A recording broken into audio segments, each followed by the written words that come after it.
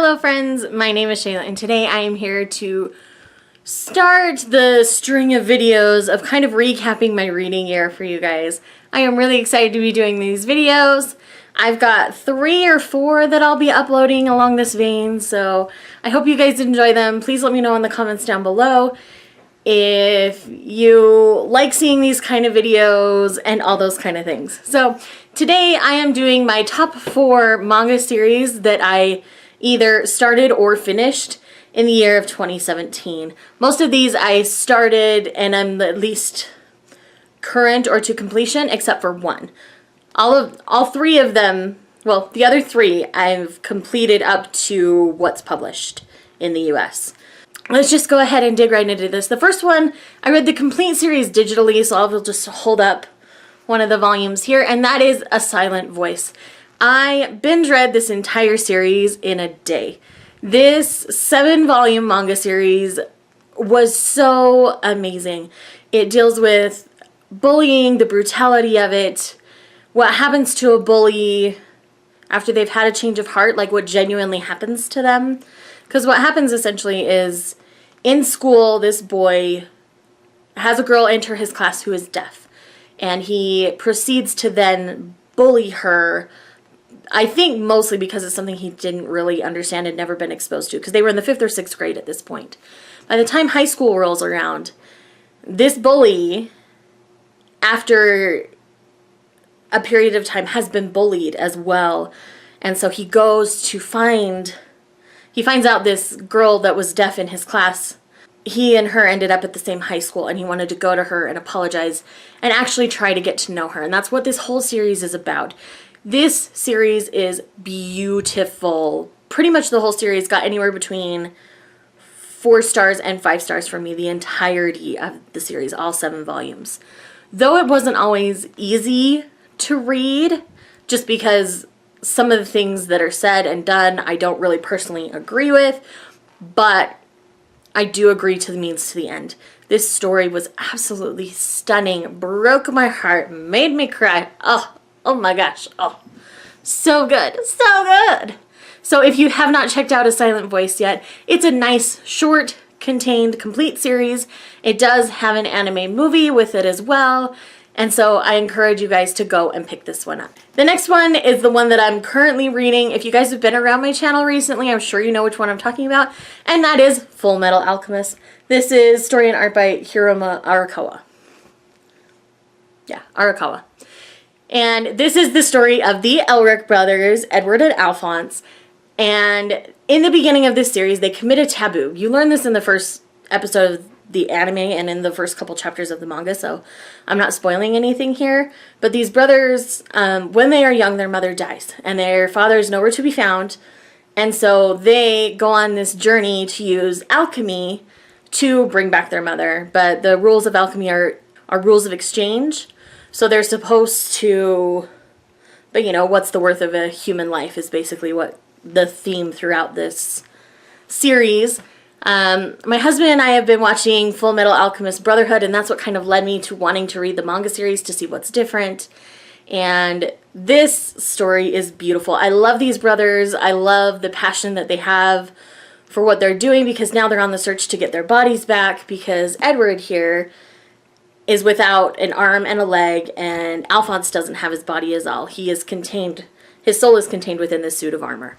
And so it's kind of about their whole journey, and it is beautiful, it is gut-wrenching. I bawled multiple times in this first omnibus volume, so you guys know that I am all about punching me in the feels when it comes to reading manga, and this is one that definitely does that. This is higher action, and usually once somebody's dead, they're dead for good, so do know that going in. If you don't want something quite so brutal, you might want to pass on this one, but I do think the overarching story is completely worth a read. So please, please, please go check out Full Metal Alchemist if you haven't.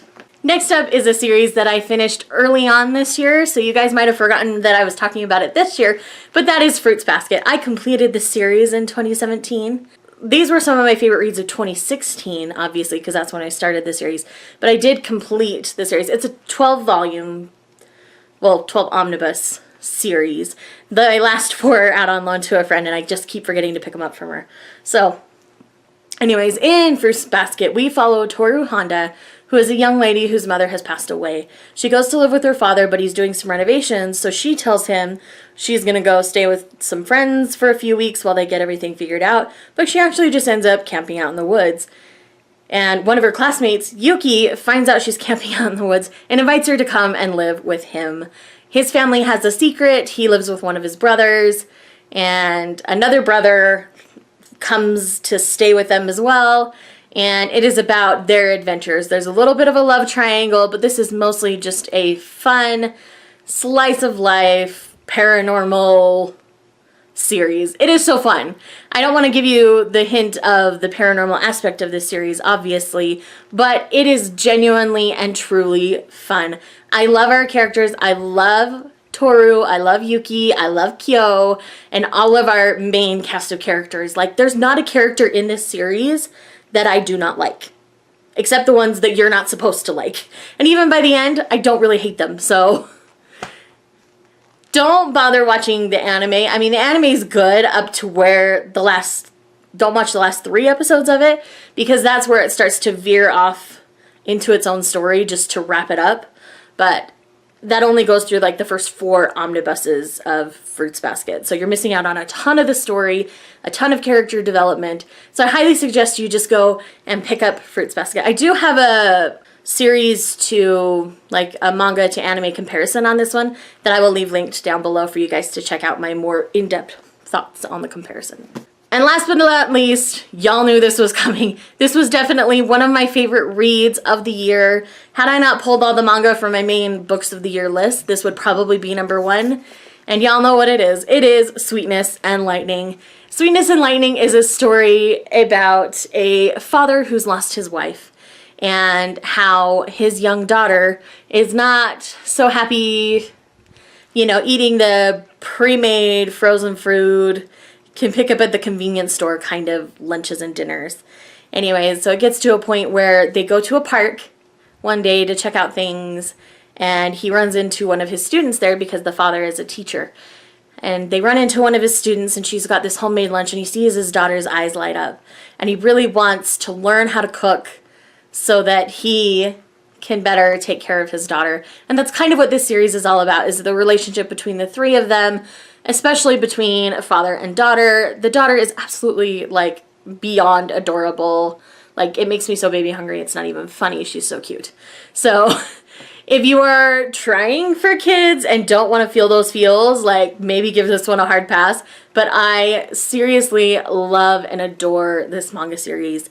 This is a very deep series where you deal with the grief of these 2 who have lost their mother and wife, and how they kind of grow up, and how his daughter grows up without a mother, and all the things that they're able to experience together. This is so beautiful and stunning.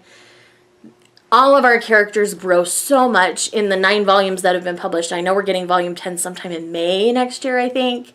So don't be surprised if you continue to see Sweetness and Lightning coming around my stuff. But anyways, guys, check out Sweetness and Lightning if you haven't. It makes my heart so happy.